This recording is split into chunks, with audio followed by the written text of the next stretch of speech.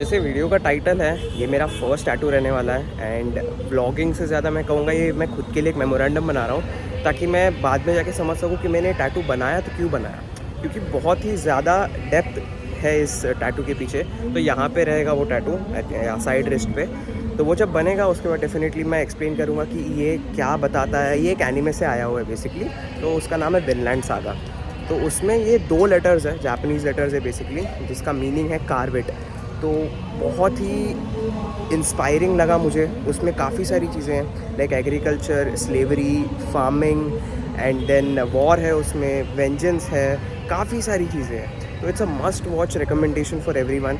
But ये anime का कुछ ऐसा है नहीं कि मतलब मैं सजेस्ट कर रहा हूँ, बट येस। तो अभी मैं पहुँच गया ऑलमोस्ट। एक्चुअली एक चर्च है यहाँ पे, तो रोड पे ना बहुत ही ज़्यादा आवाज़ आ रही थी, मतलब वो मेन रोड है वहाँ पे, लेकिन वहाँ पे कैसा है ना कि बहुत ही ज़्यादा आवाज़ आ रही थी एंड मुझे सही जगह दिखा नहीं कि मैं कहाँ से रिकॉर्ड करूँ, कहाँ से शुरू करूँ। तो या ये थोड़ा सही लगा मुझे, कम आवाज़ है यहाँ पे। तो बाजू में ही स्टूडियो है, तो मैं ले चलता हूँ, देखो कैसा है स्टूडियो एंड फिर हम स्टार्ट करते हैं टैटू वाले ब्लॉग के साथ। Let's go. बहुत एक्साइटेड हूँ मैं, चलो। तो मेरा हो चुका है ऑलमोस्ट। काफ़ी लोगों को लग रहा होगा कि यार मैं इतना हल्का सा भीगा भीगा क्यों हूँ। बेसिकली ऐसा है कि यहाँ पे गर्मी बहुत ज़्यादा है, नॉट क्रिटिसाइजिंग चेन्नई या फिर तमिलनाडु की क्लाइमेट को, लेकिन नहीं जम रहा है यार। अगर आप बाहर कदम रखते ही 5 मिनट के अंदर पूरा स्वेट हो जाता है। तो इट्स वेरी हॉट हियर। बारिश का सीज़न है बट बारिश हो नहीं रहा है, तो गर्मी हो रहा है फ़िलहाल। एंड ये एरिया जो है ये क्रोमपेट है, तो काफ़ी तगड़ा मतलब दोनों रोड के आसपास जितनी भी ब्रांड्स है सारे हाई फाई ब्रांड्स हैं एंड कोई मतलब सादा सूदा स्ट्रीट नहीं है ये, मतलब थोड़ा पॉश एरिया है आई गेस। तो यस, चलो तो हम पहुंच गए ऑलमोस्ट, लेट्स गो। जैसे मैंने कहा बेसिक्स सिंसन, वहाँ पे इंडियन टेरेन है, फिर वहाँ पे सरवना स्टोर्स है, साथ ही साथ रेमंड का भी कहीं पे दिखा था, हाँ ये रहा। और बहुत सारे ब्रांड्स हैं यहाँ पे लाइक रीबॉक, नाइकी, काफ़ी सारे। मतलब ये लाइन में आप देखोगे ना तो बहुत कुछ कवर कर रखा है एंड काफ़ी बिजी स्ट्रीट है ऑब्वियसली। आई थिंक हम पहुँच गए, यस यही है। तो दिस इज़ फूडी टैटू, जहाँ पर मैं टैटू अपना स्टार्ट करने वाला हूँ। Kind of a fancy place. तो हम अंदर जाएंगे, पहले पूछेंगे रिकॉर्ड करने का परमिशन है नहीं है, उसके बाद we'll start with the blogging. तो ऑलरेडी हर चीज़ डिस्कस थी। जैसे ही अंदर गया डिज़ाइन पे हमने काम करना चालू किया, तो डिज़ाइन जैसे मेरे को चाहिए था वैसा नहीं था, तो थोड़ा उनको मॉडिफाई करके मैनुअली वो डिज़ाइन को थोड़ा बनाना पड़ा। एंड डेफिनेटली जो टाइम उन्होंने लिया वो काफ़ी वर्थ इट था। उन्होंने फिर वही डिज़ाइन को मेरे हाथ के फ़ोटो पे रख के दिखाया कि ये ऐसे ऐसे दिखेगा, इस तरीके से आपका टैटू जो है वो रिफ्लेक्ट करेगा बनने के बाद, which was great. Size final हो गया, सारा आउटलाइन फाइनल हो गया। वो जो इमेज दिया था मैंने उसके हिसाब से काफ़ी सारे चेंजेस किए हैं, तो अब शायद चालू होगा इसके बाद।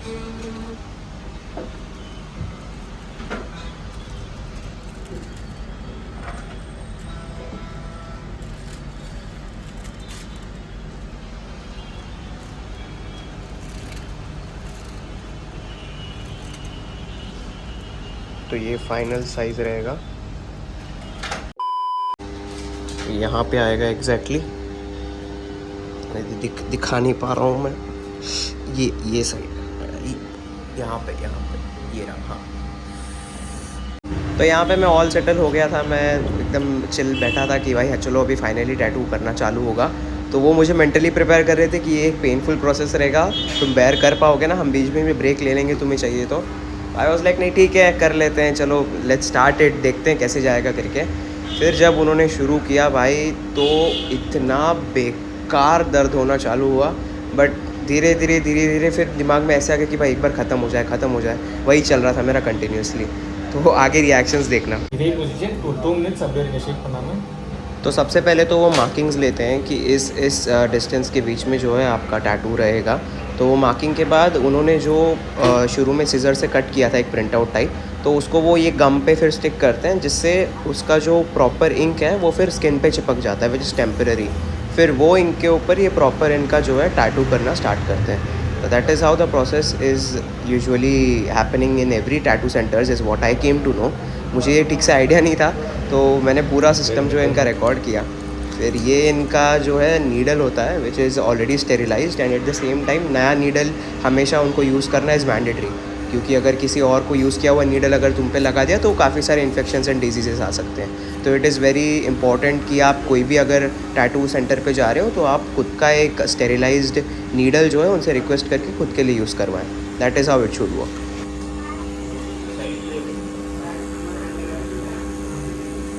ஓகேவா? ओके, பிரேக் வேணா சொல்லுங்கள்.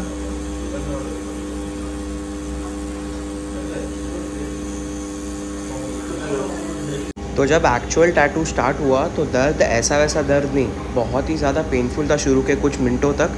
मेरे पीछे के सिर पे एंड गले पे बहुत शिवरिंग हो रहा था, गूज़बम्स आ रहे थे मुझे अचानक अचानक। तो बहुत ही नर्वस तो था मैं ऑलरेडी, तो काफ़ी पेनफुल प्रोसेस था मेरे लिए। फिर धीरे धीरे जो है इम्प्रूव हुआ सिचुएशन एंड उसके बाद ख़त्म करके उन्होंने फाइनली जब फ़ोटो मुझे दिखाया तो इट वाज लाइक हाँ वर्थ द पेन। அந்த பேக் சைடு ரிவர்ஸ் போட்டு இந்த போட்டு தள்ளிட்டு இந்த ஹெட் மாதிரி இருக்குன்னா உங்களுக்கு Sexy bro. ஹெவியா கொடுப்பாங்க. மீன் பாதி பார்த்துக்கோ. இந்த த்ரெட் சைஸே பெருசா இருக்கும்.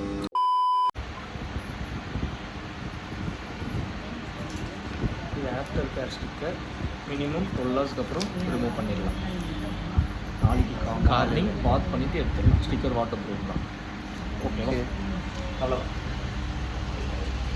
तो हो गया फाइनली, यहाँ पे हुआ है टैटू। तो ये एक ब्लैक स्ट्रिप इसलिए लगाया है ताकि कुछ टाइम तक वो जो स्वेलिंग होता है बेसिकली तो वो थोड़ा हील होगा।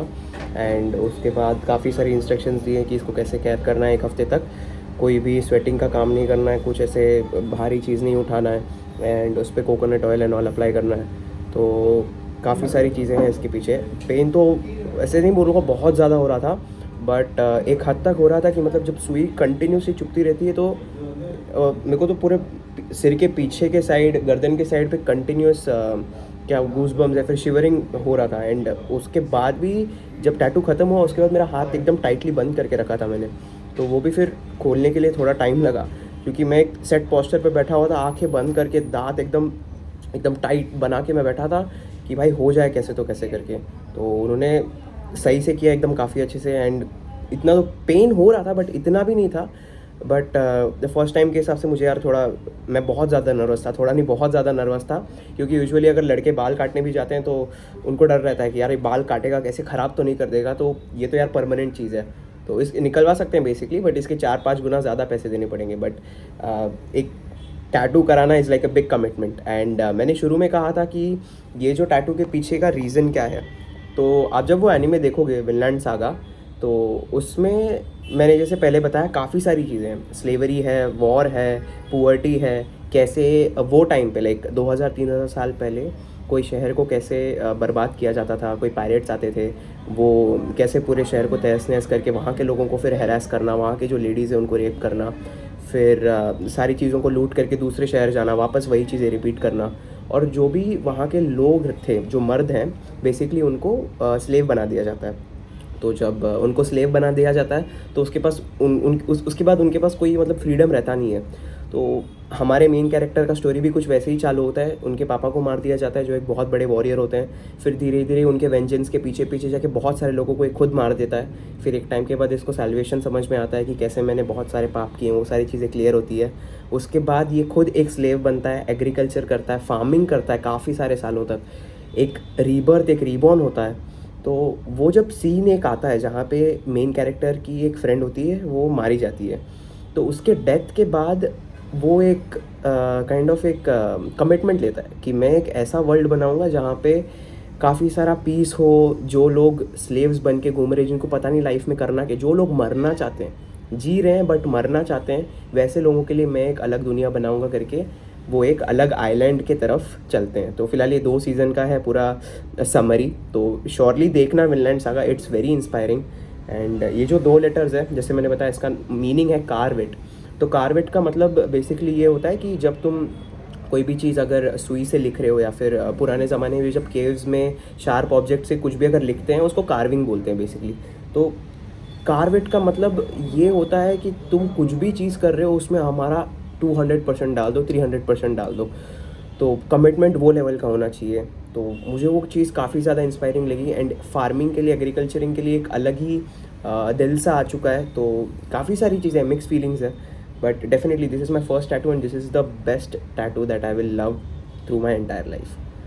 तो यही है, अभी भी दुख रहा है यार, उसने बोला है 3 दिन तक नहीं निकालने, तो देखते हैं। बोला कि अगर तुम्हें लगता है कि ऐसे नहीं, बैक स्ट्रैप अच्छा नहीं लग रहा है, निकालना है तो निकाल भी सकते हो, बट 3 दिन तक वो खुद ही जो स्वेलिंग है उसको हील कर देगा। एंड बोले कि उस स्किन के ऊपर एक और एक लेयर आएगा, तो वो लेयर क्लीन पूरी तरह से निकल जाएगा, उसके बाद वो और डार्क होगा। तो बेसिकली यही है विनलैंड सागा, टैटू कराया मैंने। और मैं वीडियोज़ एक्चुअली क्यों नहीं डाल रहा हूँ, मैं व्लॉगिंग वगैरह क्यों नहीं कर रहा हूँ, उसका एक मेजर रीज़न ये है कि मेरे को टाइम ही नहीं मिल रहा। मैं सुबह जाता हूँ ऑफिस, शाम को हो जाते 7-8 बज जाते हैं, उसके बाद मैं जिम जाता हूँ। अभी तो जिम भी मैंने बंद कर दिया, कुछ 2-3 हफ्ते हो गए जिम नहीं जा रहा हूँ मैं, क्योंकि यहाँ पे मैं आया हूँ कुछ सीखने के लिए, यहाँ पे मैं काम करने आया हूँ, तो डेफिनेटली वो चीज़ पे मैं ज़्यादा फोकस करूँगा। जिम तो बाद में भी किया जाएगा। फुटबॉल खेलता हूँ मैं डेफिनेटली, तो मैं सोच रहा हूँ, काफ़ी सारे कंसेप्ट है दिमाग में कि ऐसे वीडियोज़ बनाने वैसे वीडियोज़ बनाने, लेकिन जब तुम सुबह जाते हो 9-10 बजे ऑफिस को, एंड फिर शाम को वापस 8-9 बजे वापस अपने रूम पे आते हो, उसके बाद रेस्ट लेने के अलावा कुछ और सूझता नहीं। हाँ, वो इंस्टाग्राम थोड़ा स्क्रॉलिंग चलता रहता है, लेकिन दिस इज़ द रियलिटी। अब देखते हैं कुछ आगे जाके अगर चीज़ें बदलती है या फिर कुछ नया होता है लाइफ में, तो डेफिनेटली मैं व्लॉग्स एंड ऑल बनाऊंगा। ये सारी चीज़ें खुद को भी और आप लोगों को भी अपडेटेड रखूँगा। यूट्यूब चैनल जैसे तैसे मैं ज़िंदा रखने की कोशिश कर रहा हूँ। तो that's it for the day guys. Thank you so much for watching my vlog. मिलते हैं अगले वीडियो में। Bye bye.